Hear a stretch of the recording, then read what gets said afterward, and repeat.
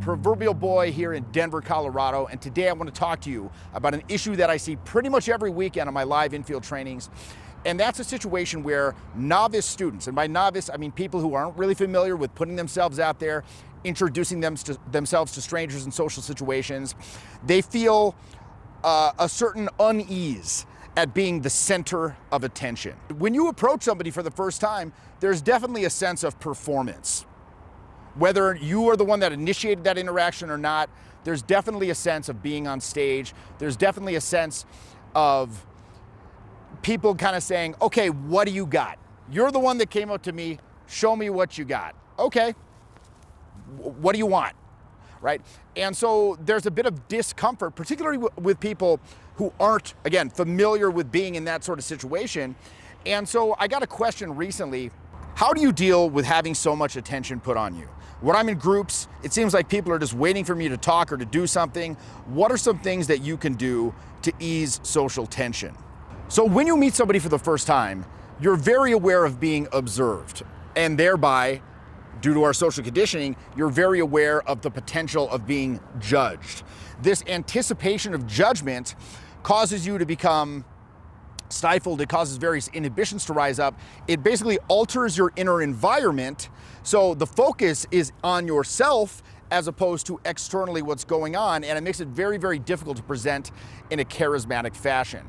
So on a boot camp, for example, you're going to be thrust into that situation time and time and time again, and that process in and of itself can function as a sort of extinction therapy. And if you're unfamiliar with the term extinction therapy, that's something in cognitive behavioral therapy that they use to treat phobias, whereby they expose somebody to increasingly more frightening iterations of that situation, whether it's snakes or spiders or heights, or in this case, social interaction where you're having attention put on you, exposing yourself to that in increasingly frightening doses, thereby cooling off that anxiety trigger. Of course, you can do a lot of work to cool off those triggers, but and you can get very, very good at it. But our best understanding of how fear triggers and the amygdala functions is once those are installed in your neurosystem, they're almost impossible to get rid of. In fact, they may actually very well be completely impossible to get rid of. The best that you can hope to do is change your relationship with that trigger. So you understand when the stimuli are present, you can cool that trigger off. But again, so it's not it doesn't have as violent of a reaction as it used to. But even then, in situations of stress or particularly unusual situations, those triggers can come right back. So you got to ask yourself, how comfortable are you having that attention put on you? And being comfortable in those types of social situations, it requires you to have a certain sense of control over the proceedings. And that's one of the biggest things that I see with students is when they come to me, they're like, I just don't know what to do. You may have had this where you're in a social interaction, you're like, it's going good, but what do I do now? Have you ever had that happen? Most people have, where you're like, it just seems like it's going good, but I don't know where to take it from here. And probably the number one, well, there's a lot of number one, but one of the most fundamental aims for me when I'm teaching an infield program is that by the end of that program, you will never be in that situation again, where you're like, it seems like it's going good. I hope the situation somehow resolves itself to my satisfaction of its own accord. Because guess what? It won't. Other people aren't mind readers, and even if they are, they're unlikely to take the initiative to move things along the way you want it to go. So again, by the end of the program, I want people to have an understanding, a deep, deep, visceral understanding of the steps involved in these types of interactions, so they can be like, look, it feels like it's going good in this situation. I'm at step 2. I need to get to step 3. These are the actions I need to take. These are the behaviors I need to exhibit. Okay, let's do that, as opposed to flailing around and hoping it resolves itself. So when you have that sense of control over the proceedings, that allows you to feel like you have agency in the situation. So one question that I get a lot from students, they say, look, I see, Jeff, when you're out and you're interacting in the groups with me, you're very ebullient, you're very confident, you have a lot of belief in what you say, you believe it has value, and you don't really care what other people think. Were you always like this? Well, the answer is no. If you saw me 20 years ago, let's just put it this way, you would have no doubt whatsoever about your ability to replicate anything that you saw me do socially, because I was quite bad. So what did I do? When I first started out, I relied on that old aphorism, fake it till you make it. In other words, it's like, I don't feel confident. I don't feel outgoing. I don't feel enthusiastic about this. But what if I did? I basically invented a character in my head called Jeffy, who was able to embody those characteristics. This guy, Jeffy, he's good at this stuff. Jeffy's confident. Jeffy's outgoing. Jeffy's exuberant. Jeffy doesn't give a fuck if you like it or not. And so I behaved as I thought that that character would, and eventually I kind of started to come in line with that. Well, here's the thing about fake it till you make it. It served me very well in my early days, but I very quickly butted up against the limitations of that. So I had to find a deeper core confidence when being at the center of attention. And how did I do that? Well, there's basically two variables that you could actively address and work on in order to enhance your sense of core confidence that goes down to the bones, that isn't contingent upon any sort of external circumstances, whether the people like it, their situation is to your liking, et cetera, et cetera. And those two variables are, number one, you've got to enhance your sense of control over the situation, and you've got to enhance your level of commitment to actually seeing it through. So as these interactions go from very banal interactions like navigating the checkout line in the conversation with the cashier at Walgreens, all the way up to selling and closing sales, to making yourself appear favorable to groups of people you just met, to introducing romantic angles to somebody that you just met smoothly and skillfully. As these interactions become more complicated, they require an increased understanding of the conventions of those types of interactions on your part in order to feel comfortable. So again, that's why coming to somebody who's had 20 years of experience, teaching this stuff every weekend can be very useful for you to familiarize yourself with those waypoints and conventions of technique, right? And that's one step. The other step is enhancing your sense of commitment. Like, why is this important for you to learn? Why is it important for you to learn how to mingle at a party? Why is it important for you to learn how to make business connections at a conference? Why is it important for you to be able to see somebody attractive that you like and be able to go up and strike up a conversation with them in a way that's likely to be well received? And you'll have a pretty good chance at moving it towards dating if you want that to happen, right? Because I don't think most people want to be this like cartoon superhero. They just want to feel competent. Like if a situation presented itself, they feel like they kind of know what to do. And that's one of the first steps to attaining that deep identity level change and core confidence that we're all really striving for. So the main thing is here, you got to understand, look, identity is fluid. That's something that we're always saying. Right? Identity is fluid. So you got to really take pains to look at where your identity is now, look at areas where it's helping you, build upon those, look at areas where it's disempowering and start to let those go. And look, it can be difficult to let go of a disempowering identity pattern, even if you know what's not helping you, because you're like, it's me. But you've got to start to take those pains. Now remember, identity is fluid. And this is an interesting thing that comes up time and time again on my boot camps. People say, I'm trying to adopt this new style of communication that you're telling me gets results.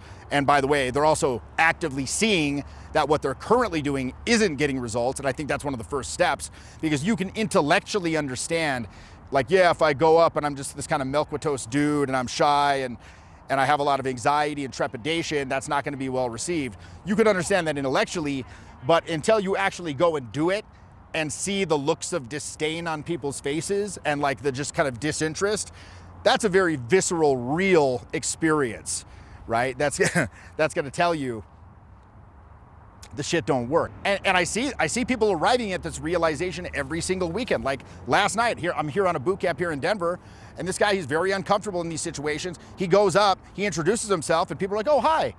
And then once that spotlight of their glare is on him, he just clams up because he needs it to work so badly. And see, that's a key distinction. You can approach these types of interactions either competitively or collaboratively. Now, when I say competitively, it means this. It's like you're going up and you're needing it to work. You need it to work. Like I had this student in Calgary last weekend, and about halfway through the first night, he comes up and he says, Jeff, it's just not working. I'm in a bad state. It's not working. And I'm like, what the fuck? Like, what do you mean? What do you mean? He's like, I talked to 10 people and I didn't hook attention on any of those interactions. It's not working. And I'm like, motherfucker, that's what this is. That's what this is. Sometimes people aren't gonna like it. And again, we're back to that old uncertainty. You could roll up, spit pitch perfect game, and still not have them receive it well because they're just not in that headspace. And I can think of many, many nights of myself, Eli, Kyle, like all of my assistants, all the guys I know that are good at this, where we've gone out and it's just been like 2 hours of people just saying, no, thank you. And then I find one that just hits. And then the next thing you know, I'm back at my house having some crazy menage a trois. I will look back fondly upon that, literally for the rest of my life. But if you look at the 2 hours preceding that interaction, it was just blowout, blowout, blowout. So if I came at this with a competitive mentality of, I need to hook the set. If I don't hook the set, I am a loser. I am diminished. I am fucked up. I blew it. That's a terrible, terrible mentality. And by the way, it's a lot more likely to get a negative result. Why? Because one of the major tenets of all social interactions, whatever you feel, they feel. So if you go up and you're feeling trepidation, anxiety, hope it works, it's this big heavy thing for you. Most people, when they're socializing, say it, on a given Friday night, they're out there to forget their stressful work week. And if you go up and you're bringing this heavy, needy, desperate attitude to it, this competitive energy, they're just gonna be like, get the fuck away from me. I don't want nothing to do with this. On the other hand, if you're looking at it collaboratively, and when I say collaboratively, I mean you're thinking, look, I'm for some, I'm not for others. Some people are gonna like me, some aren't. I'm just gonna go out and try to find the people that resonate with what I'm putting out, and I'm just gonna go out and share my experience, put myself in that middle space, invite them to meet me in the middle. Now, a lot of people aren't gonna like it. They're like, no, thank you. I'm like, all right, cool. I'm not taking it as some sort of personal attack. I just realized there's that uncertainty. I've again, familiarized myself with it. I've made peace with it. I've changed my relationship with it.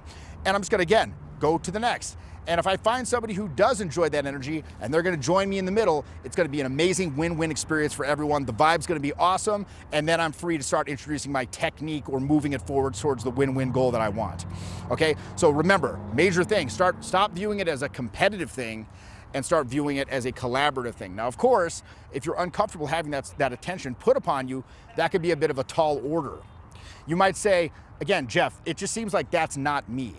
But like I said before, if you feel that this is an inherent failing on your part, I say the best refutation to that idea is given by the experience of those who have gone before. As I said earlier, if you saw me when I first started, or Tyler, or Julian, or anyone, you would have no doubts whatsoever about your ability to be successful at this. But remember, identity is slow, so you got to start exposing yourself to these situations in small doses. I'd suggest maybe going to karaoke. I do that quite a lot. It's one of my favorite hobbies. Guys say, well, I can't sing. It's like, look, it doesn't matter. This isn't fucking American Idol. It's not a singing competition. Okay, you're not trying to actually be the best singer. You're just getting drunk and screaming at strangers on a stage. And you may get to the point where you actually enjoy being up there. Maybe go take public speaking classes, go to Toastmasters, maybe take an improv workshop, maybe take a stand-up comedy workshop. Do anything. Look for opportunities to put yourself in situations where you are the center of attention. And then little by little, you're going to familiarize yourself with that. Again, remember, identity is fluid. 20 years ago, I wasn't able to say I'm good at dating. I wasn't able to say that I'm a good public speaker. I wasn't able to say that I'm a self-made entrepreneur / business person. I wasn't able to say any of those things. Today, I am able to say those things. Why? Because I chose the identity that I wanted and I proved it to myself over and over again with small wins. So if you are struggling with this kind of confrontation between what you feel is your true self and this character that you think you need to portray to be successful at this, understand there are no ways of behaving that are more natural than any other. You were born without any ideas of how to interact with people or how to speak or present yourself. How did you learn that? You learned that through observation, through imitation, through emulation, through correction, practice, and over time you arrived at a way of navigating the world that you call your personality.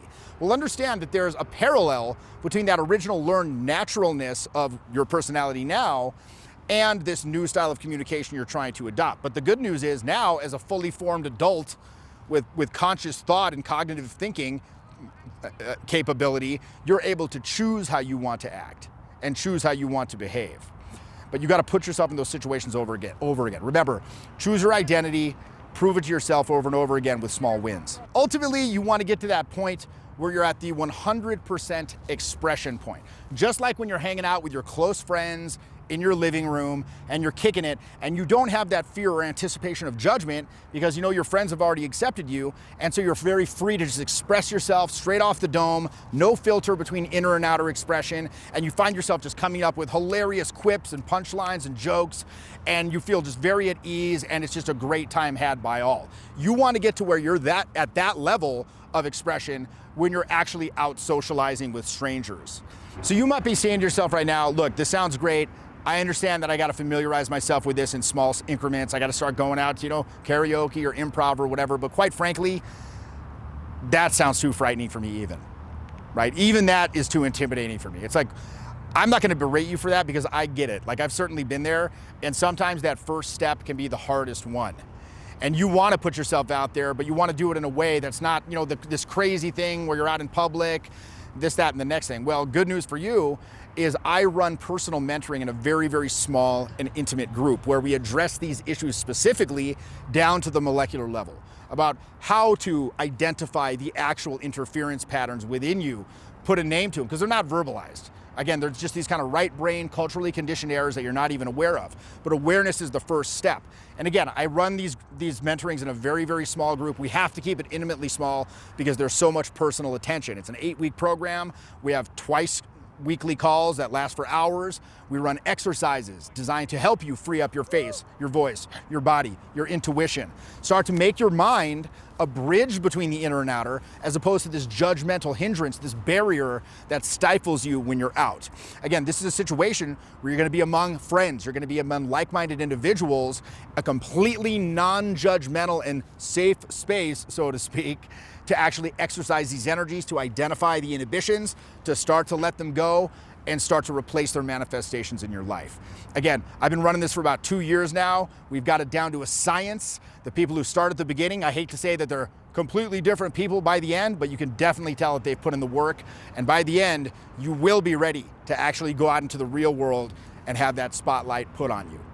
So if you're interested in joining me on this 8-week mentoring program, I believe we've got another class coming up and starting very soon. Again, we run them in individual cohorts. Again, we keep it very, very small, so you get a lot of personal attention. If you're interested in that, you can check out the link in the description, and hopefully I'll see you in that group.